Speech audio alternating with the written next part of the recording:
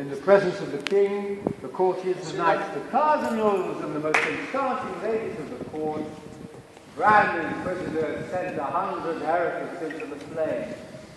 Christ comes softly, not wishing to be seen, but strangely everyone recognizes. The people are drawn by an irresistible force.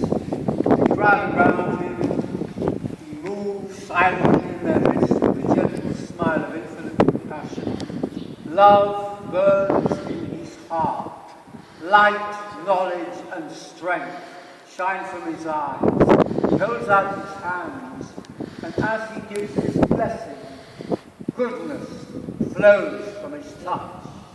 It radiates even from his clothes. In the square, an old man, blind from childhood, cries out, "Lord, heal me, and I too will see thee." Scales fall from his eyes, and the blind man sees. The crowd weeps with joy. They cross the ground. The crowd weeps with joy.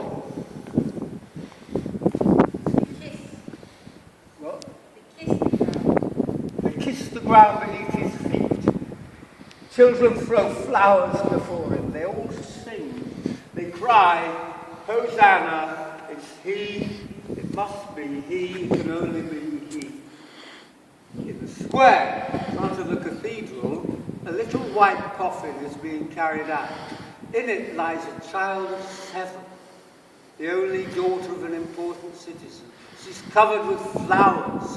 From the crowd, a voice cries to the weeping mother, "He will raise your child." She throws herself at the visitor's feet. "If it's you, raise up my child." Stretches out her hand, the procession halts. The coffin is laid on the steps. With a look of infinite compassion, his lips gently murmur, "Talitha kumi, Talitha kumi," and the child rises. She sits up, holding in her hand a bouquet of white roses placed in the coffin for the burial. She smiles and eyes wide, looks round in astonishment. The crowd is confused. There are cries, shouts, tears. At this precise moment, Cardinal Grand Inquisitor crosses the street. He's an old man, nearly 90, with a withered face and sunken eyes, in which a light still gleams. He's not dressed in the gorgeous robes in which he paraded the day before, as he burned the enemies of the Roman ship.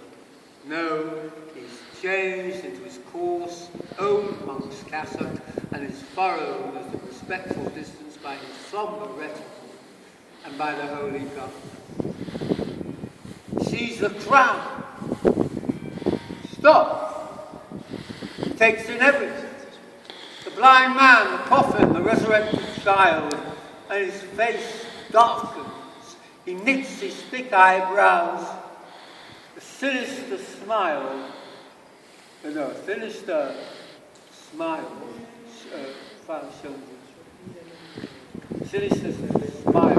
glows in his eyes. He points with his finger, ordering the guards to seize him. So great is his power, so completely are the people cowed into submission, into trembling obedience, that at once they draw back, making way for the guards to pass. Guards take hold of him, and in a deadly silence lead him away. Then, like one man, the crowd bows down to the ground before the old Inquisitor. He blesses them without a word and goes on his way. Prison is taken to the dark old palace of the Holy Office, shut in a narrow vaulted cell. Day ends, followed by night, the hot, stifling night of hill, scented with laurel and lemon. In the darkness, suddenly the iron door of the cell opens. The Grand Inquisitor quietly enters. He's alone for a long moment. He stays in the doorway, studying the holy face. Then he draws near, saying, "Is it you? You?" Receiving no answer, he adds rapidly, "Don't say anything. Don't speak." Anyway, what could you say? I know only too well what you would tell me, but you haven't the right to add a single word to what you've already written. Why then have you come to disturb us? Because you do disturb us. You know that. You know what will happen tomorrow. I don't know who you are, and I don't want to know. Whether it's you or just a semblance of you, whether it's you or just a semblance